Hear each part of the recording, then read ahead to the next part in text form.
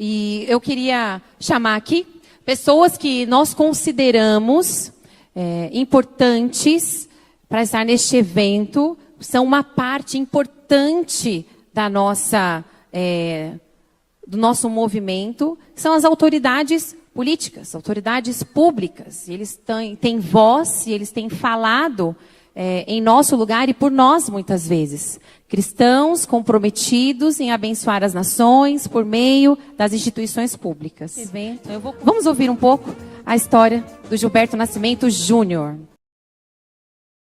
Olá, eu sou Gilberto Nascimento, secretário de Desenvolvimento Social do Estado de São Paulo, também vereador, e estou muito, mas muito feliz de poder participar desse sonho que nasceu aí no coração do Ministério Ler, no coração da FAEDUSP, do pastor Mocelin, de tantas outras pessoas que estão participando e que estão fazendo isso se tornar uma realidade. Eu tenho a alegria mesmo de ter participado desde o início, também ajudando com a nossa equipe. Uma pena, sim, eu não estar presente, e eu quero aqui me desculpar a todos vocês. Como eu disse, eu sou secretário de Desenvolvimento Social do Estado de São Paulo, e para mim foi um dos anos mais difíceis profissionalmente, foi o ano de 2023. Vocês acompanharam, a gente começou aí uma grande tragédia em São Sebastião. Eu cheguei lá logo no dia seguinte, com uma dificuldade de chegar, fui de helicóptero, no outro dia chegando gente de barco. Então, assim, ver muitas crianças mortas, famílias sendo tiradas da lama, reorganizar toda aquela sociedade, todo aquele bairro, não só naquela cidade, mas nas cidades vizinhas, foi extremamente estressante, mas as coisas da secretaria, até porque a gente cuida, para vocês terem uma ideia, de mais de 4 milhões de refeições por mês, a gente serve nos nossos restaurantes do Bom Prato, são 117, mas também milhares de pessoas, mais de 300 mil pessoas sendo beneficiadas pelo programa Viva Leite, então recebendo o leite aí para a questão da sua alimentação. Então, muitas responsabilidades. Eu tive até um probleminha de saúde, tive um princípio de AVC, mas graças a Deus estou bem, me cuidando, me tratando e trabalhando bastante, porque eu sei para aquilo que eu fui chamado, que é para estar na frente da secretaria, pelo governador, mas com certeza autorizado e indicado por Deus. Então isso me dá um senso de responsabilidade grande. E agora, no final de 2023 para 2024, governador e alguns secretários, a gente fez um revezamento, e aí calhou que aí o meu revezamento era exatamente no período do evento.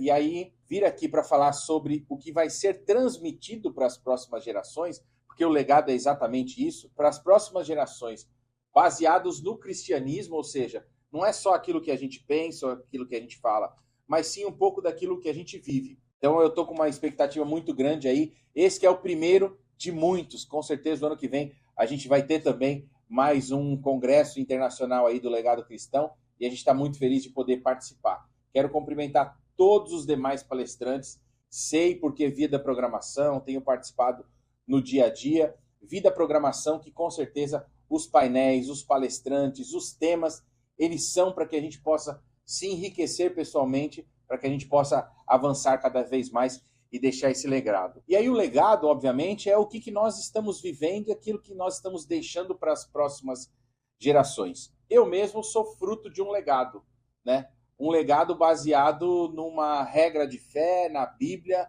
que é aquele livro que eu entendo que é o manual do construtor. Então, se eu entendo, acredito que Deus nos formou, então ele é o único que deixou um livro para a gente, e qualquer dificuldade que você tiver, você pode recorrer a ele. E eu queria iniciar minha fala aqui no Salmo 82, versículo 3 e 4, que diz o seguinte, isso para mim é fundamental. Fazei justiça ao fraco e ao órfão. Procedei retamente para com o aflito e o desamparado. Socorrei o fraco e o necessitado, e tirai-os das mãos dos ímpios. Para mim, esse versículo é fundamental porque mostra que Deus pode e quer nos usar para fazer justiça sobre a terra. E é isso que me move cada dia que eu acordo e enfrento aí, seja o mandato de vereador, seja estar na Secretaria de Desenvolvimento Social. Mas como eu falei que eu sou fruto aí, com certeza, de um legado cristão, eu queria contar um pouco da minha história, de onde eu venho. E essa história eu não posso contar sem falar do meu pai, que é evangelista da igreja, e também já está no 10º mandato, agora como deputado federal, eleito pelo estado de São Paulo. Meu pai começou como várias outras pessoas começaram, sem pretensão alguma, mas somente de fazer o bem para o próximo. Então, meu pai empresário, muito novo, ele e o meu tio Carlos Apolinário, também político, porém já falecido, os dois estavam numa reunião, foram chamados por uma reunião, imagina por quem? Pela gerente do Banco Itaú, que eles tinham a conta das empresas. Eles mexiam com plástico, né? Faziam injeção de plástico. Então, a tampa da caneta Bic, algumas pecinhas de brinquedos da Estrela, por exemplo, eles faziam naquela época, aqui na Zona Norte de São Paulo. E aí foram convidados para um evento, né, social pela gerente do Itaú. Chegando lá, era o doutor Olavo Setúbal, então dono do Banco Itaú, falando da necessidade de terem pessoas se engajando na política e poder transformar nossa cidade, nosso estado e nosso país. Aquilo caiu no coração dos dois, eles saíram aí por um ano fazendo fichas de filiação, quando voltaram tinham milhares de fichas, e aí, claro, viraram candidatos, e aí foram para uma corrida eleitoral, fizeram aí quase que mais um ano de campanha, naquela época podia, né, tranquilamente, foram aí de porta em porta, no caso deles, né, como eram da Assembleia de Deus, de igreja em igreja, conscientizando as pessoas, numa época, inclusive, que na igreja mais tradicional, falar de política era pecado. E eles foram rompendo barreira, mas sabendo que eles tinham um chamado para isso. Então, aquele que era o improvável, né, uma pessoa que era comerciante, que veio de começar a vender lenço na feira, produtos na 25 de março, conseguiu comprar suas máquinas, aí trabalhar para 2 grandes empresas, como eu falei, Bic e Estrela, e aí começaram a usar aí das suas relações e também das questões da igreja para ir buscar os seus votos. Os dois foram muito bem na sua votação, meu tio Apolinário mais de 60 mil votos lá em 1982 para deputado estadual, e meu pai para vereador no mesmo ano, até porque aquela eleição foram todos os candidatos juntos, não tinha separação, eleições de estado e eleições de município, e aí ele teve mais de 40 mil votos. Então aqueles que eram improváveis viraram ali uma ferramenta para Deus e para que eles pudessem colocar aí princípios cristãos. Tanto é que desde lá de trás, desde antes de 82, na verdade, não se tinha uma legislação sequer para tratar de templos religiosos. Foi aí que meu tio, no estado, começou a falar disso, e meu pai, no município, começaram a falar disso.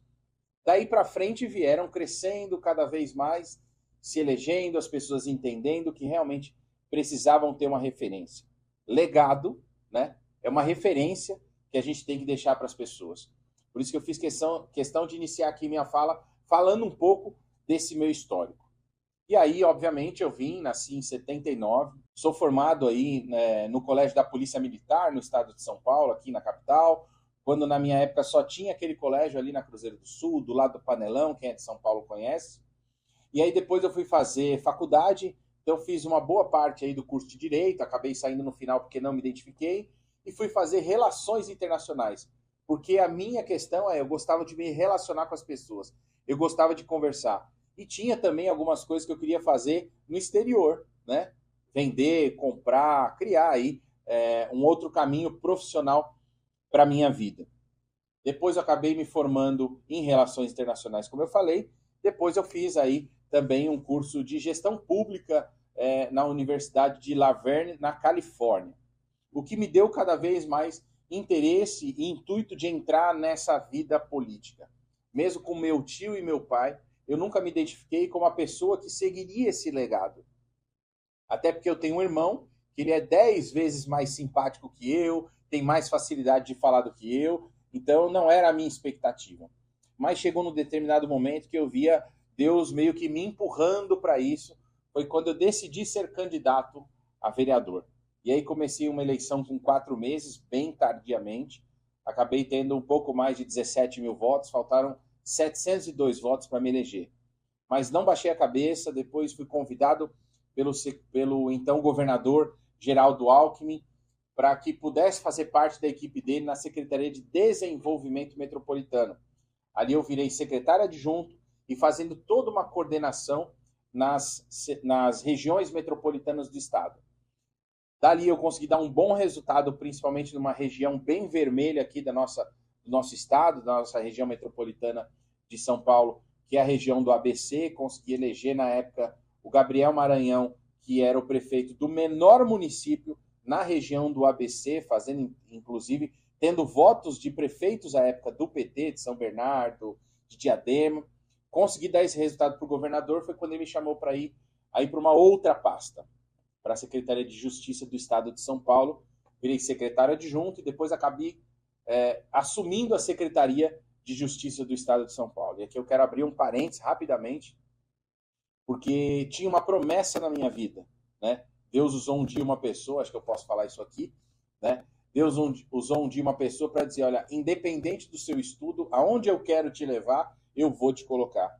Aconteceu que dias depois, eu mesmo sem ter a formação em Direito, me tornei secretário de Justiça do Estado de São Paulo. Eu sou o único secretário de toda a história do Estado de São Paulo não formado em Direito como secretário de Justiça do Estado de São Paulo. O que me deu mais certeza e convicção do meu chamado, trazendo mais responsabilidade pelo legado que eu preciso deixar enquanto eu estiver na vida pública. Depois acabei saindo da secretaria, virei candidato a vereador, me elegi um primeiro mandato, me elegi um segundo mandato. Desde o meu primeiro mandato, eu venho fazendo uma atuação também na área social, através de frentes de igrejas evangélicas, igrejas católicas. Eu conseguia juntar as pessoas para também a gente levar alimentação nas ruas. O que me alçou também, frente a uma briga muito grande pela questão dos idosos no município, a ser convidado pelo o outro governador, Márcio França, a ser secretário de Desenvolvimento Social. Isso em 2017.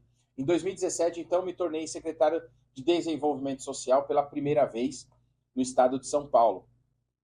E aí fiquei na secretaria entendendo o que a gente poderia ajudar as pessoas, então ampliando o Bom Prato, ampliando o programa do Viva Leite, né, já programando e projetando o Viva Leite para os idosos no interior. Termino o mandato, o governador Márcio França não ganha a eleição, volto para a Câmara. E aí, quando eu estava ainda na secretaria, assim que o governador perdeu a eleição, antes de virar o ano, eu comecei a conversar com algumas pessoas, né, e comecei a perceber uma necessidade de atuação minha como parlamentar na Câmara. Foi quando eu comecei a conversar com alguns professores, e alguns professores assim muito angustiados do que acontecia, seja na sala de aula, o rendimento com os alunos. E aí você vai pesquisando, vai entendendo, e aí o que chegou para mim? O homeschooling. Eu não sou praticante do homeschooling, meus filhos não foram praticantes do homeschooling, mas com certeza é um direito das pessoas poderem utilizar essa modalidade de ensino. Nada mais é do que uma modalidade. Vamos lembrar que nós cristãos, né, que criamos lá atrás a questão das próprias escolas, das universidades. Porque até então todo mundo aprendia onde? Aprendia em casa. Então os cristãos começaram a se organizar para ensinar um pouco mais as pessoas. Então você está vendo o legado que foi deixado lá atrás e que a gente está brigando e resgatando a cada dia quando a gente fala de um tema tão importante, por exemplo, como o homeschooling. E aí passamos aí o primeiro mandato, não consegui a aprovação do homeschooling no primeiro mandato, tinha uma dificuldade muito grande, porque muitos parlamentares não entendiam muito bem, achavam que sim, todo mundo ia sair das escolas, abandonar, e não é bem isso, a gente sabe muito bem. Vim para uma reeleição de vereador. Depois da reeleição de vereador, eu consegui aprovar em primeira votação o homeschooling com um número suficiente de votos, porém ainda falta uma segunda votação. Nós estamos aí falando sempre com o pessoal da FAEDUSP, mostrando um pouco como está esse quadro, porque não dá, e aí eu quero voltar na questão do legado, não dá, sabendo o que significa a cidade de São Paulo, o que significa aprovar o homeschooling em São Paulo, não dá para a gente colocar em votação e aí perder em número de votos. Eu tenho certeza que no dia seguinte o que vai aparecer na imprensa é São Paulo recusa o homeschooling. E aí isso pode levar um efeito cascata para outros municípios e para outros estados. Então, para a gente é fundamental a gente ficar ciente e trabalhando voto a voto para o momento ser o momento exato, porque se sair no jornal que São Paulo aprovou o homeschooling, com certeza esse legado será levado aí para outros municípios. E um outro tema que também eu peguei firme na Câmara Municipal, e agora estou trabalhando aqui no Estado também, é sobre famílias acolhedoras. Para você ter uma ideia, quando a gente começou a debater e discutir esse tema na Câmara Municipal, nós tínhamos cerca de 50 famílias apenas na cidade de São Paulo, sendo famílias acolhedoras. E mais de 2.500 crianças e adolescentes com a possibilidade de estarem em famílias acolhedoras. A gente conseguiu avançar muito nisso, né, criando inclusive um projeto de lei para que obrigasse a prefeitura a fazer propaganda desse projeto, desse tema do Família Acolhedora, e eu tive o grande prazer de ouvir aí em várias rádios a prefeitura falando: você sabe o que é família acolhedora? Você se interessa?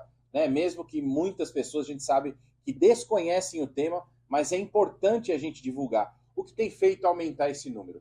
Inclusive, quando vim para a Secretaria de Desenvolvimento Social, também comecei a atuar nesse tema, e nós temos aí, nos próximos dias, uma assinatura de protocolo com o Ministério Público, que vai nos ajudar a ampliar isso no estado de São Paulo. A gente já está fazendo em alguns municípios, mas com certeza, com o Ministério Público e estado de São Paulo, a gente vai avançar. Até porque isso, com certeza, também faz parte desse legado cristão. A Bíblia nos diz para a gente cuidar dos órfãos e das viúvas. Então a gente vai estar cuidando dos órfãos a partir do momento que a gente leva aí essa criança para uma família, mesmo que não biológica, como diz aí estudos, né? Aquele estudo dos órfãos da Romênia, que mostram aquelas crianças que foram criadas num abrigo e a diferença daquelas em termos de desenvolvimento que estavam numa família mesmo que não biológica. Então esse legado, eu costumo dizer que legado não é só o que você faz, mas também o que não deixa acontecer.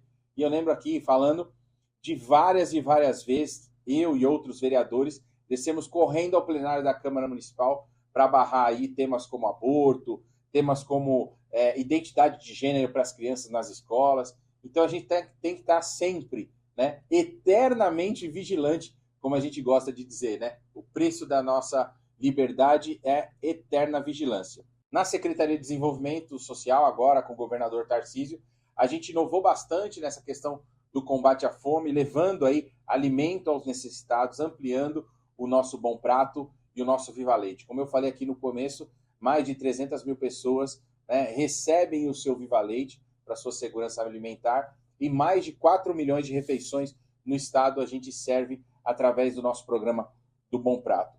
E a gente inovou também em outras áreas, né? Eu vou deixar a dependência química para o final, mas também um tema importante que é acolher emergencialmente as pessoas em situação de rua, sabendo que é um serviço tipificado para as cidades, mas nós no estado a gente tem que romper isso, a gente tem que deixar esse legado, e abrimos aí também um serviço emergencial aqui na região da Praça da Sé e vários outros que estão sendo cofinanciados nos municípios. Nós temos aí mais de 400 crianças atendidas nesse serviço, mais de 6 mil pessoas no total. Um outro tema também importante é o tema dos refugiados. A gente vê aí cada vez mais pessoas vindo para o Brasil, se refugiando aqui por causa de guerra, seja na Ucrânia, seja no Afeganistão. A gente tem recebido muita gente e a gente tem sim se dedicado a não deixar essas pessoas ficarem no aeroporto ou, infelizmente, serem contratadas aí por aqueles que querem usá-los como seja mula do tráfico, ou então tomar dinheiro deles para que possa mandar eles para outros países para terem outras oportunidades. Então a gente tem trabalhado muito essa questão dos refugiados, junto com a Acnur, junto com órgãos internacionais e municípios aqui, principalmente Guarulhos e São Paulo. Levítico 24, 22 diz: uma mesma lei tereis, assim será o estrangeiro como o natural, pois eu sou o Senhor, é o que diz a palavra. Então a gente não pode abandonar os refugiados. E, por fim, né, uma grande inovação aí na questão da dependência química. Eu estive a convite do governo dos Estados Unidos em Dallas, numa conferência internacional para falar sobre os avanços das drogas, principalmente as sintéticas, e o que nós, estados e municípios no mundo inteiro, estamos fazendo. Eu tive a oportunidade de ir lá e falar. E conheci o General Price, o pessoal do governo americano, do DEA e de outros países inclusive com desenvolvimento inferior ao Brasil e que conseguiram sim avançar muito nessa luta das drogas. Para se ter uma ideia, somente da região da Cracolândia, a gente já colocou em internação nas nossas comunidades terapêuticas mais de 2.000 pessoas nesse ano. Porém, as pessoas continuam chegando. Por quê? Porque não se falava de prevenção. E o governador Tarcísio pediu para que esse fosse o foco, já que era um trabalho que eu já realizava fora da política através da casa de recuperação que a gente tem. E a gente começou a falar de prevenção, abrimos aí o Espaço Prevenir, que é um espaço para cuidar também das famílias daqueles que foram identificados usando drogas. Então, para a gente é muito importante esses avanços, até porque a gente sabe que legado que a gente vai deixar não é só daquilo que a gente vive, mas principalmente aqueles que estão chamados para estar no poder público vão deixar legados através da sua atuação nas políticas públicas. Aquele que estiver numa empresa vai deixar através do seu exemplo na empresa. E aquele que estiver em qualquer área, sendo um cristão de verdade, com certeza vai refletir como Cristo é na vida dele, vai refletir para essas pessoas.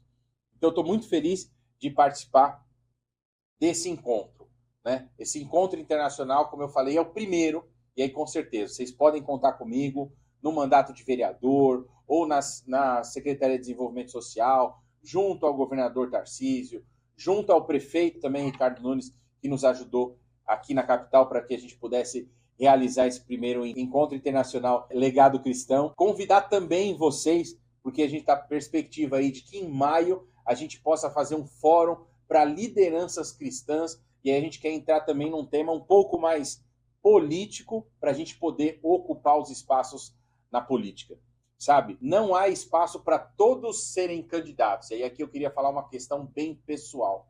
Eu só estou aqui porque eu tenho um time e uma equipe que me dá suporte, que me ajuda a pensar e que me ajuda a ver as coisas e ver os problemas. Vereador é vereador. Imagina eu sozinho com um par de olhos para enxergar aí a dor de 12 milhões e meio de pessoas na cidade de São Paulo. Não dá. A gente precisa de um time. E por que eu estou falando isso? Porque ser vereador ou ser deputado não é para todo mundo. Mas entenda que você tem um chamado. E se você tem um chamado e você pode fazer parte de um time, para nós é fundamental. Então, se você tem um grupo que fala sobre o mesmo tema e defende aquele mesmo tema, então comece como grupo se organizar. Se a gente não se organizar, a gente não consegue chegar. Então, eu espero que no nosso próximo encontro, né, nesse fórum aí de lideranças cristãs, a gente possa debater um pouco mais esse tema. E eu quero te convidar também a me acompanhar nas redes sociais, mandar críticas, sugestões, para que a gente possa cada vez mais avançar. Eu dependo de vocês e eu dependo também, principalmente, do querer de Deus na minha vida. Eu sinto que eu estou no centro da vontade dele e por isso que eu quero avançar. E aí eu quero, sim, parabenizar mais uma vez todos aqueles que, junto conosco, conseguiram organizar esse encontro internacional. Com certeza vai dar muito resultado. A gente já vai ver frutos não só na próxima eleição, e a gente não está aqui só falando de eleição. A gente está pensando e realizando tudo isso com o apoio de muita gente, com expositores, com palestrantes, porque nós estamos pensando em legado, ou seja, pensando nas próximas gerações. Que Deus abençoe. Muito obrigado a todos. Muito obrigado a todos.